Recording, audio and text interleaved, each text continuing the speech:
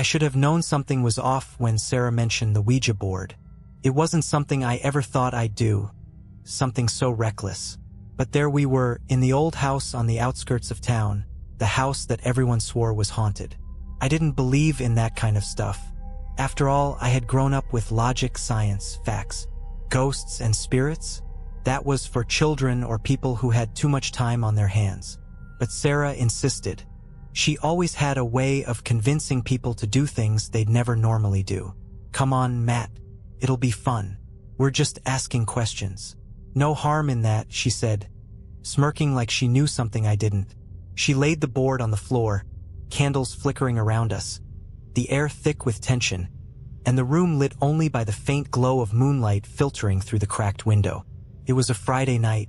The others, Tom, Rebecca, and Jake, sat around us, watching intently, waiting for the first sign of movement. I remember their faces, eyes wide with excitement, but I didn't share that same feeling. There was something about the way Sarah's hand hovered over the planchette that unsettled me. It wasn't like her usual mischievous grin. It was almost like she was waiting for something more than just an answer. "Is anyone here?" Sarah whispered, her voice too quiet, as if she feared someone might overhear. We all held our breath, staring at the planchette. For a moment, nothing happened. Then the room seemed to grow colder, the shadows stretching unnaturally across the walls. I could hear my heartbeat in my ears. Then it moved. Not much, just a slight twitch, like a soft breeze had brushed it. But it was enough to make my stomach drop. The planchette slowly drifted toward the letter Y. "Yes," Sarah said, her voice calm, as though she hadn't just made contact with something that should not have been contacted. I wasn't sure if it was the group's collective energy or the chill that suddenly hung in the air, but it felt wrong. And yet, nobody stood up. Nobody said, "Let's stop." Everyone was too fascinated. Sarah's fingers tightened around the planchette. "Who are you?" This time, the movement was more pronounced. The planchette flew across the board, spelling out a name. "Evelyn." A cold laugh escaped from Sarah's lips. "Evelyn. Huh? Is that your name?" The temperature dropped even further, and I could see my breath fogging in front of me. But then, a sound, soft at first, like a whisper, crawled from the corner of the room. A low, almost inaudible murmur, but distinct enough to send a shiver up my spine. "Matt," a voice hissed. My heart raced. It wasn't anyone in the room. I was sure of that. "Did you hear that?" I asked, my voice barely a whisper. Everyone nodded, but nobody moved. We all felt it. The air had thickened. The tension had become a tangible thing, clinging to our skin, crawling under our nails. But no one seemed to care. They were waiting for something more. And that's when things started to change. The room grew darker with every passing second. It wasn't just the lack of light. It was as though the darkness was alive, creeping into the corners, suffocating the space. I could hear every breath, every shift of weight. But it was what I didn't hear that scared me the most.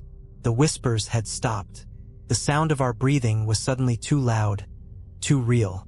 Then the planchette moved again. This time it didn't slide slowly. It jerked violently, as if something unseen had grabbed hold of it. It spelled out a message that made my stomach twist. "Get out!" I felt a cold sweat break out across my neck. Something was wrong, terribly wrong. I glanced around at the others, their faces pale, their eyes wide, but no one was reaching to stop it. Not even Sarah, whose hand still hovered above the planchette. They were all frozen in place, transfixed. Okay, maybe that's enough," I said, trying to sound casual, but the words didn't come out right. My voice cracked, betraying my fear. "Don't be such a baby, Matt," Sarah chuckled, though her voice sounded strangely forced. She looked at the board again, her eyes narrowing. "Let's ask it more questions." Something was not right. I should have stood up then, told them we were done, but I couldn't bring myself to move. It was as if my body had been paralyzed, tethered to the floor by something I couldn't see. Then the planchette moved again, faster this time, as if it was being dragged across the surface. "Who is Evelyn?" Sarah whispered, but her tone was different now. not playful, not mocking. It was almost pleading. The planchette shot to the letters F-O-R-E-V-E-R. The room seemed to shake. I could feel it in my bones, the vibration, the unnatural force pushing against us. It wasn't a subtle change. It was violent, like the air had become dense with an unbearable weight. I tried to lift my hand from the board, but it was as if an invisible force was holding me down. My skin felt raw, like it was burning. I looked around again. Jake's face was twisted in confusion. Tom had turned pale, and Rebecca looked like she was about to faint. And then there was Sarah, her eyes now wide, locked onto the planchette with a mixture of terror and anticipation. She wasn't even blinking. "Sarah, let it go. Please," I begged. My voice sounded distant, like it was coming from another world. But she didn't listen. She continued, her voice trembling. "Evelyn, are you still here?" The room became so cold I could see the air itself crackle with frost. The lights flickered, and I swore I saw shadows move across the walls.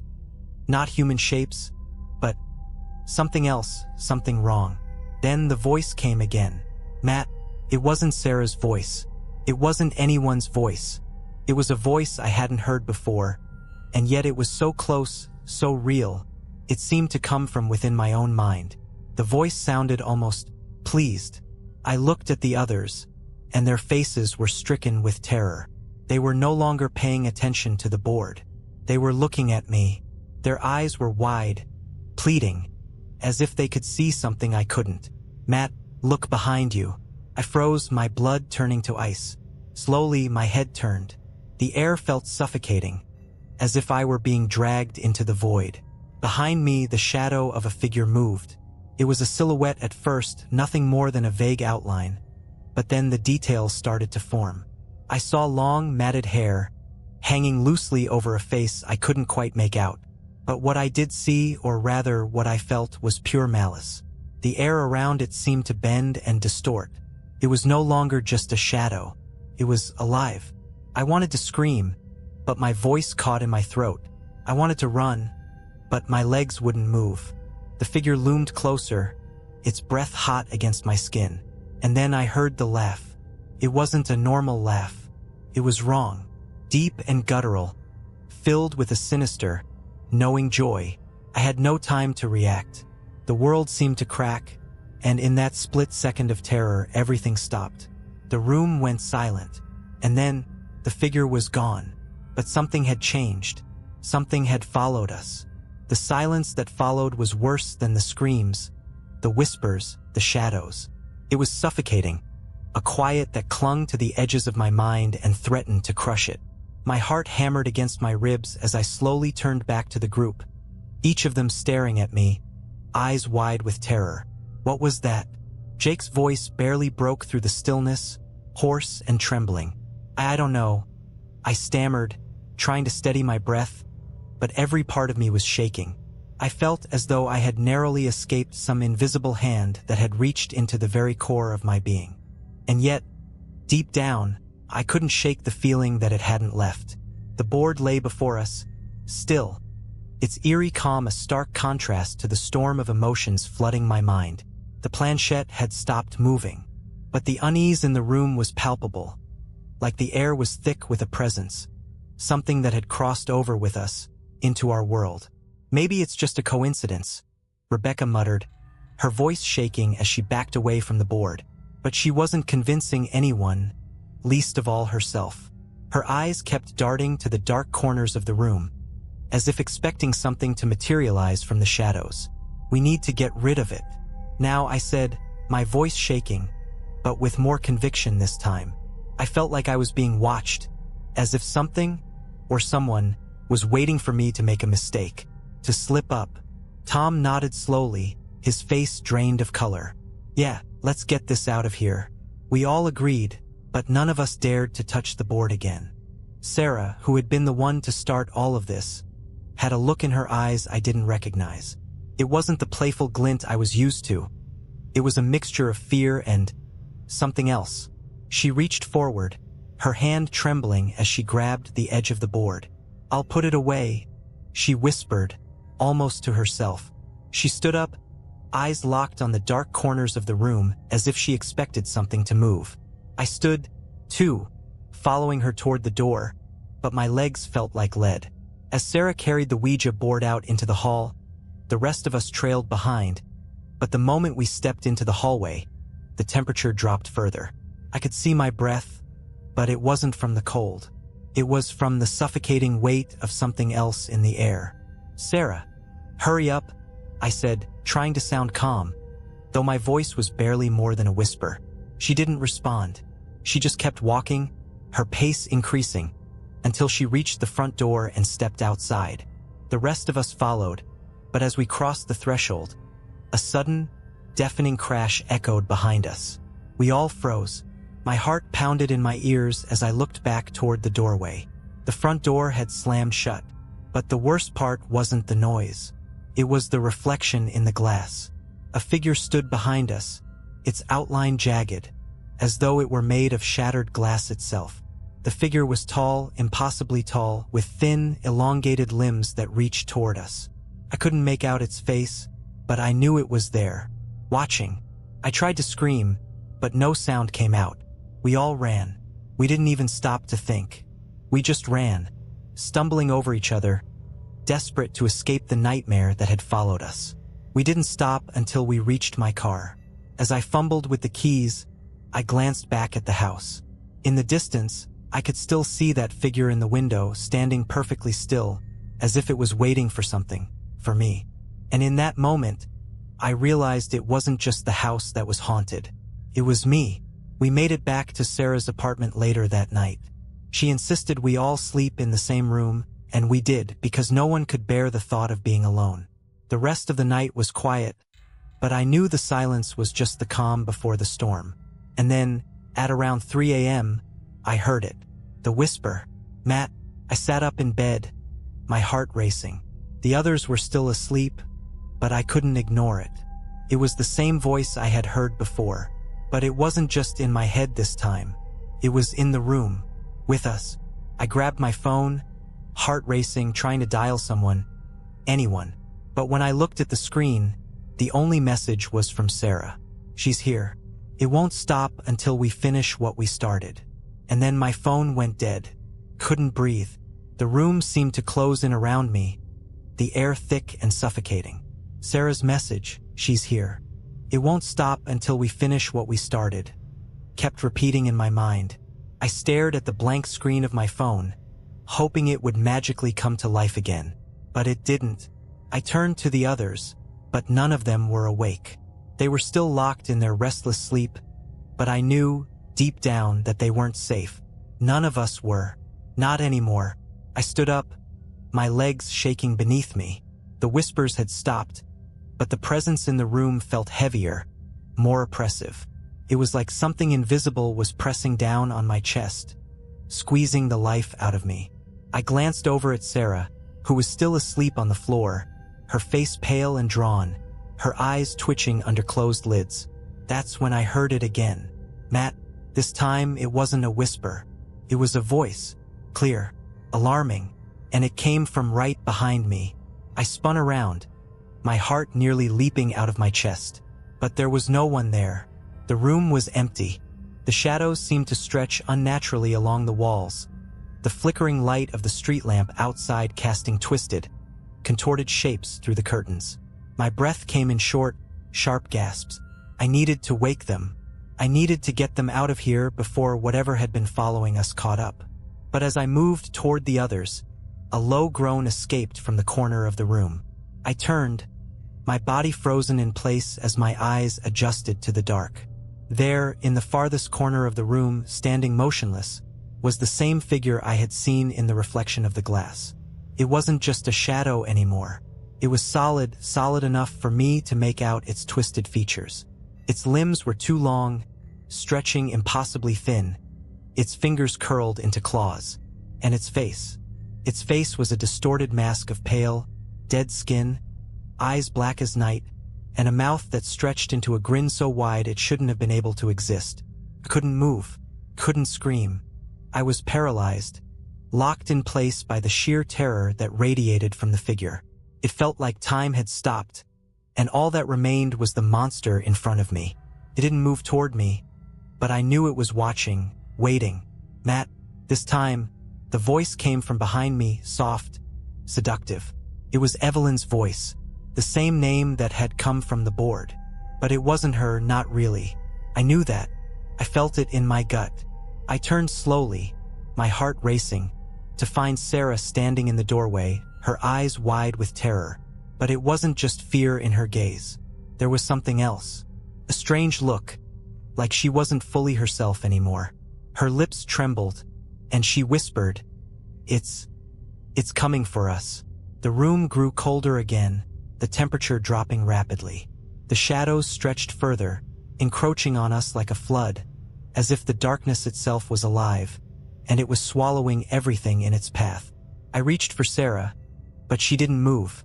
She stood frozen in place, eyes locked on the figure in the corner. And then, just as I stepped closer to her, I heard the voice again. "Matt," it hissed. "It's too late. You can't escape." The figure in the corner twitched. Its hand moved slowly toward its mouth, and with a sickening sound, it peeled its lips back, revealing sharp, jagged teeth. It grinned. The grin stretched wider, too wide for any human face to manage. The lights flickered, and in that instant, I saw what it truly was. It wasn't just a shadow. It wasn't just a person. It was something else. Something from the other side. Something that should never have crossed over. And as it stepped forward, I realized with gut-wrenching certainty, it was Evelyn, or at least whatever had taken her. I turned to Sarah, desperate, pleading, but her expression had changed. It was no longer the face of a friend, of someone I knew. It was the same twisted, empty face of the thing in the corner. Her mouth twisted into that same grin. "No," I shouted. "Sarah, snap out of it." But it was too late. With a sickening crack, her body snapped backward as if an invisible force had pulled her. Her eyes rolled into the back of her head, and she let out a low, guttural growl, a noise that couldn't possibly come from a human throat. I stumbled back, panic rising in my chest. My mind raced, trying to find a way out. But there was no escape. The air had become thick, oppressive. The door was gone. The windows were covered in blackness. The figure in the corner was moving closer, its eyes locked on me. I couldn't think, couldn't breathe. I had to get out, but my legs wouldn't move. My body wouldn't obey. I was trapped. Suddenly, I heard the sound of glass shattering. The windows, which I thought were covered, burst open, sending shards of glass across the room. The cold night air rushed in, but it wasn't enough to break the hold the figure had on us. It was coming closer now. His footsteps were slow, deliberate. Each step it took, the floor seemed to crack under its weight. The walls seemed to bend, to shift, as if reality itself was warping. Then I heard Sarah's voice again. But it wasn't her. It wasn't Sarah. "Matt, you'll join us soon." And then the thing lunged. Time seemed to stop the moment the figure lunged. I felt its presence before I even saw it move. The air thickened, and an unnatural cold rushed toward me like a wave. My heart was pounding so loudly I could barely hear anything else, but I felt the floor beneath me crack and shift. I wanted to scream, but my voice was caught in my throat, trapped by the grip of whatever had taken hold of this place. The thing, Evelyn or whatever it had become, was closer now, and its grin stretched impossibly wide as it moved toward me with predatory slowness. I could see its hollow eyes, blacker than midnight, and its thin, grotesque fingers reaching out to grab me. I turned instinctively, and my body finally obeyed. I bolted toward the door, but it wasn't there anymore. The hallway I had once known was now a labyrinth of shifting shadows and empty, stretching walls. Nothing made sense. I was running in circles, feeling the presence of the thing behind me, always there. It was right there. I could hear its breath, a rasping sound like nails dragging across stone. It was closer than ever. The laughter, low, guttural, and unholy, echoed in my ears, reverberating around me like it was coming from every corner of the room. I had to escape. I had to survive. But where could I go? I stumbled, my breath ragged, as I turned back to find a way out. But then I saw something impossible. The figure was right in front of me, standing in the doorway, its limbs stretched impossibly long, curling toward me. Its hand reached out with lightning speed, gripping my wrist so tightly that I could feel the bones beneath my skin creak. I tried to pull away, but it was too strong. I felt like I was being dragged into the darkness, pulled into the void that seemed to grow larger with each passing second. "Matt," it whispered, its voice like ice scraping against metal. "You should never have opened the door." The pressure on my wrist was unbearable, but I couldn't break free. The grip was like iron, and its fingers dug into my skin, burning with a cold that made my entire arm go numb. The room seemed to stretch. The walls were closing in, warping around me. I could feel my mind starting to unravel. The shadows were alive now, crawling toward me, reaching out like hungry claws. And then, something inside me snapped. I didn't care anymore. I didn't care if it heard me, if it came for me. With every last ounce of strength, I shouted, "Leave me alone." The words broke through the suffocating silence, and for a moment, the figure faltered. The grip loosened, just enough for me to break free. I didn't waste a second. I spun around and ran faster than I ever had in my life. The darkness seemed to chase me, but I didn't look back. I couldn't afford to. I burst through the front door, into the cold night air, gasping for breath. The world outside felt different, quieter, calmer, but still tainted by the terror I had just escaped. The streetlights flickered in the distance, but there was no one else on the road. It was just me now, alone. But I wasn't free. I didn't know how, but I knew that whatever had followed me, was still out there, waiting, watching. I could feel its presence pressing on my chest, the weight of it lingering just behind me. I ran until I couldn't feel my legs, my chest tight with panic, but I couldn't stop. By the time I made it to the edge of town, the whispers began again. "Matt," it was distant at first, but it was there. I could feel it, creeping into my mind like a poison, infecting my every thought. I knew I wasn't safe. I didn't know what happened to Sarah. I didn't know what happened to the others. But I knew one thing for sure. Once you opened the door, it never closed. Once you invited whatever was on the other side in, it wouldn't just leave. It would never leave. I drove that night, my eyes darting from side to side, certain that if I stopped, if I even dared to blink, it would catch up to me. I drove until I couldn't remember where I was anymore, until the world blurred together in a haze of fear and exhaustion.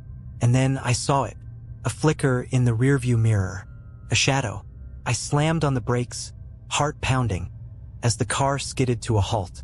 The reflection in the mirror showed nothing, but I knew what I saw. I knew it was back. That's when I realized the thing that followed us, that Evelyn, wasn't bound by time. It didn't need a Ouija board or a doorway to cross. It was already in my mind, and it wasn't going anywhere. I don't know if I'm going to make it out of this alive. But if you're reading this, if you're still watching, don't ever touch a Ouija board. Because once you call it in, there's no turning back. I wish I could say that everything returned to normal after that night. That I managed to escape, that I outran whatever followed me. But I can't. Everywhere I went, it was there. In the shadows, in the corners of my vision. The whispers never stopped. The darkness lingered, always pressing, always watching. I could feel it like a weight on my chest. A heavy, suffocating presence that I couldn't escape. No matter how far I ran, no matter how much I tried to hide, it found me. It knew me, and it was always there. At first, I thought it was just paranoia. Maybe I was losing my mind. Maybe it was the stress, the fear of what had happened. But then, one night, it happened again. I woke up in the middle of the night, drenched in sweat, my heart hammering in my chest. The air was thick, suffocating. I could hear it. That voice, low and cold, coming from the corner of my room. "Matt," I froze, staring into the darkness. My breath caught in my throat. I didn't want to look. I didn't want to acknowledge it. But I knew it was there. The shadows in the corner of the room twisted. They shifted and curled, and for a moment I saw it, the figure, Evelyn, or what had become of her. Its eyes were still black as night, its limbs too long, too thin. It reached toward me with one outstretched arm, its fingers curling like claws, and I could hear its laughter, low and guttural, echoing in my ears. I tried to move, but my body wouldn't respond. I was frozen, trapped in the suffocating grip of terror. My mind screamed for me to run, but my legs wouldn't move. And then, it spoke again, its voice thick with malice. "You should have finished it when you had the chance, Matt. You invited me in, and now you belong to me." The words hit me like a blow to the chest. I had tried to ignore it. I had tried to deny it, but deep down I knew. I knew that it had never left. It had followed me, attached itself to me like a curse. I could feel its presence in my mind, worming its way into my thoughts. The darkness, the cold, the whispers. I thought of Sarah, of Tom, of Rebecca. I wondered what had happened to them. Had they survived? Or had they, too, become a part of the thing that had taken over that house? I didn't know. I never found out. But I knew one thing for sure. I couldn't escape. The figure reached out, its fingers brushing against my skin, and for the briefest moment, I felt it. That ice-cold, suffocating grip. It wasn't just physical. It was inside me, deep within me, taking hold. And then I heard it. "Matt, come to me." The voice was sweet now, a whisper of promises, a call to surrender. It wasn't just Evelyn anymore. It was everything. The house, the shadows, the darkness that had followed me all this time. It was in me now, part of me, and there was no escaping it. I had been warned. We all had, but it was too late. The last thing I remember before everything went black was the laughter. That terrible, bone-chilling laughter that I had heard too many times before. And then nothing. I don't know where I am now. I don't know what's real or what's left of me. Maybe I'm still here, trapped in some twisted version of reality. Maybe I'm not. But one thing's for certain, this story, my story, is a warning. Do not play with Ouija boards. Do not invite what you cannot see, what you cannot understand, into your life. Because once you do, once you open that door, there is no going back. And if you ever hear the whisper of your name in the dark, don't answer. It's already too late.